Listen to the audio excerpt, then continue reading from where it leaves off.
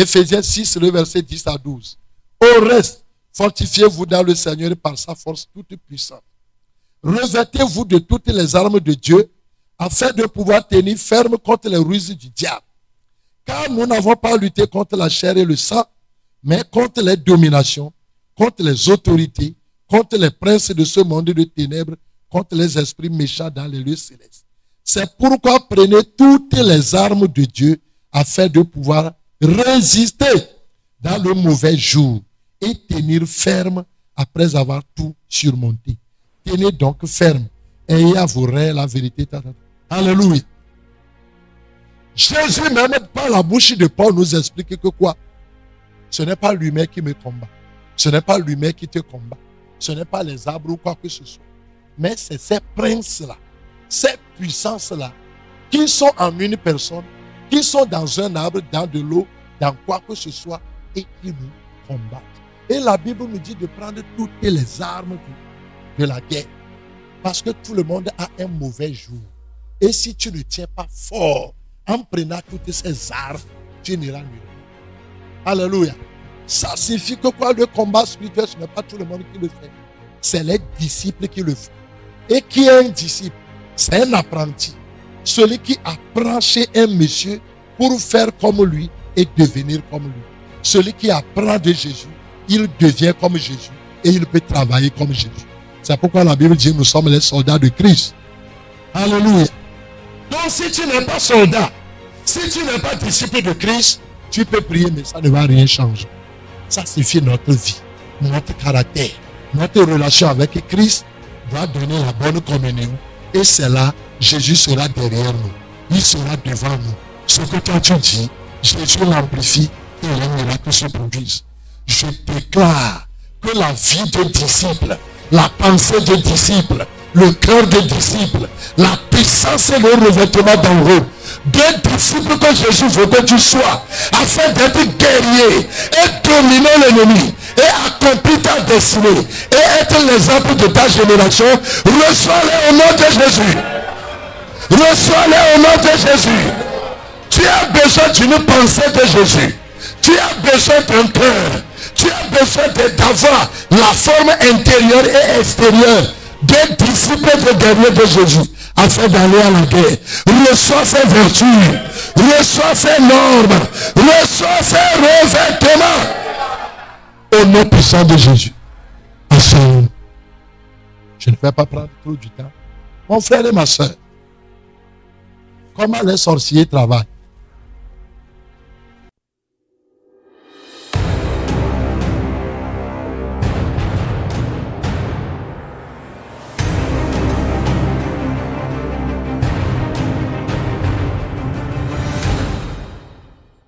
Je l'ai dit, la sorcellerie, c'est l'esprit qui travaille dans le secrétariat.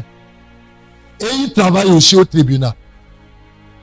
Toutes les informations de ta famille, de ton ethnie, sont dans ton clan. Le clan que nous appelons en hébreu Kota. Kota. Alléluia. C'est là-bas, il note tout. Tout le monde qui te cherche, quand il va là-bas, il va trouver les programmes. Praise God. Nous sommes là aujourd'hui. Je l'avais dit.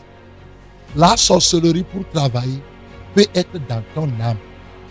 Il te dévore et il te prend pour travailler envers les autres. Tu peux être délivré, l'esprit n'est plus en toi. Mais si tes caractères l'invitent, il va venir travailler, repartir. Venir travailler, repartir. Pour être libre là-bas, il faut tout faire de renier à ces mauvais caractères. Et c'est là quand il vient, ne trouvera plus de place. Troisième zone. Soit il n'est plus en toi, ou bien tes caractères sont bons. Mais qu'est-ce qu'il va faire? Comme il est l'esprit de la destruction par excellence, la sirène, c'est l'esprit de la destruction, la confusion, les troubles, les révolutions, la mort, les pertes. Par excellence, il va rentrer dans tous tes territoires. Le bureau où tu travailles, le service, les aides de ta destinée qui sont des portes qui doivent t'aider. Les marchés où tu vas, si tu dois aller dans un pays, il fouille le secrétariat. Ah, c'est ce que Dieu t'a promis. Il arrive des moments quand tu témoignes, il y en a qui la prennent, ils s'en vont dire. Ou soit, si la sirène est dans ta vie, la sirène a des anges qu'il dépose à notre épaule gauche, qui donnent toutes les informations sur nous. Ou soit, qu'est-ce qu'ils font? Ils te convoquent, ils conjurent ton âme à la réunion. Et toutes les prophéties de ta vie, tous les projets de ta vie, tu leur dis tout. Et ils savent comment bloquer. Comme ça, ils vont rester les départements. Celui qui doit signer, on doit t'élever. Celui qui doit donner le bon rapport, on doit t'élever. Celui qui doit promulguer ça. Les zones où tu dois aller pour réussir. Il envoie ses puissants anges rester là-bas et envoyer quoi? Les oppositions, les résistances. Créer des problèmes qui vont te décourager, te démoraliser. Alléluia. Ceux-là que Dieu a ordonné pour être tes assistants, tes supporters, tes collègues, il va placer des démons en eux tout autour d'eux et ils vont. Est-ce que tu peux réussir? Tu vas être en retard ou soit ne jamais accompli ta mission. Donc il va déposer ses anges stratèges dans des domaines de ta vie où Dieu veut t'élever et il contrôle là-bas. Tu arrives ici à barrière. Tu arrives ici à barrière. Pour combattre un démon ou bien la sorcellerie, c'est à ces 3 niveaux. Alléluia. S'il est en toi, prends le temps de te délivrer par possession. Ça, on l'appelle possession.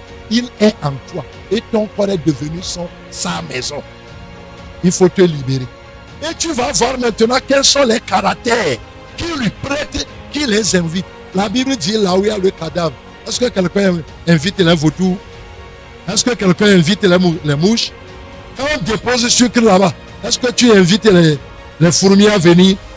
Quand il y a les bons caractères en toi, l'Esprit de Dieu, les anges de Dieu, tu vas les inviter, vont collaborer avec toi. Mais si ces caractères-là sont les canaux que la sorcellerie aime, là, tu es comme ça, ils vont venir t'utiliser. Comment ça se passe? Il y a déjà, quand le bonheur arrive, là, c'est là-bas il devient colérique. Le diable vient, il détruit tout et puis il part. Alléluia. Alléluia. Tout le temps qu'à un moment donné, tu es là, la colère te vient. Il faut savoir que tu veux rater une bénédiction. Ou bien il y a déjà des moments, il est comme ça.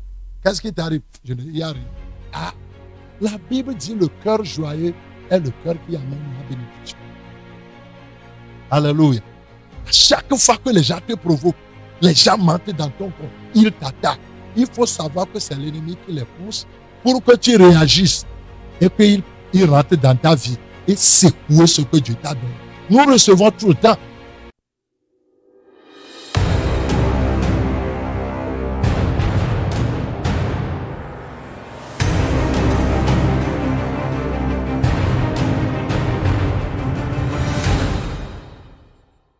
Mais quand il y a ça, l'ennemi rentre et puis il pille notre trésor.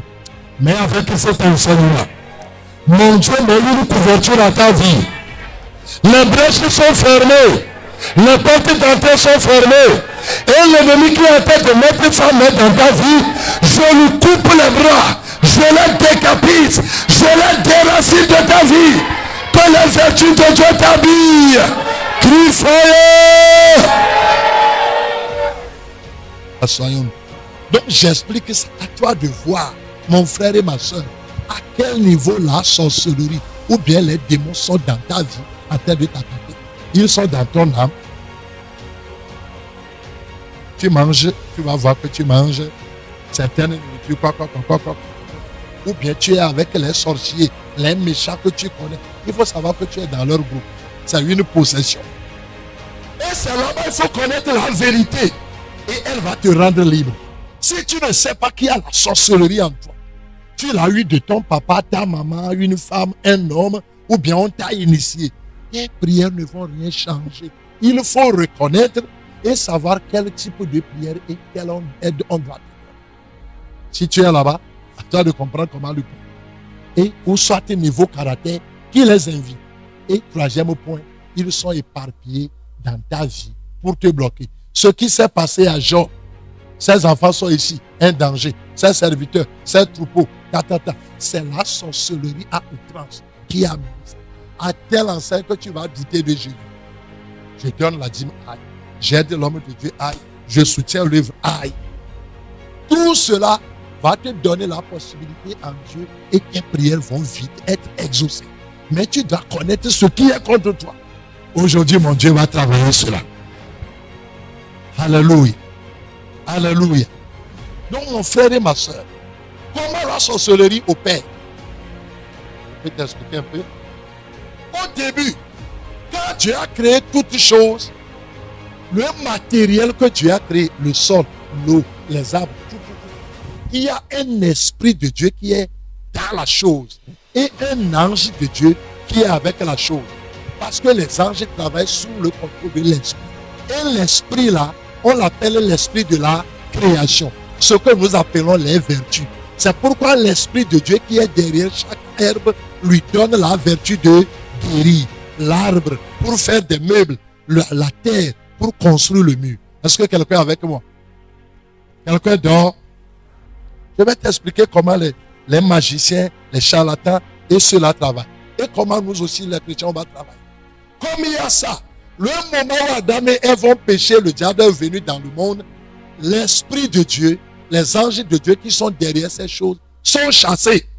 Et le diable a déposé son esprit et ses anges derrière ces choses. C'est pourquoi les charlatans, s'ils te disent de prendre telle herbe, on te dit, sois à telle position, va à telle heure, dépose 5 francs, 10 francs. Parce que quoi? L'esprit du diable et l'ange du diable sont derrière ça. C'est pourquoi l'herbe ou ces choses, tu les utilises sans prier, le diable te prend. Et avec moi.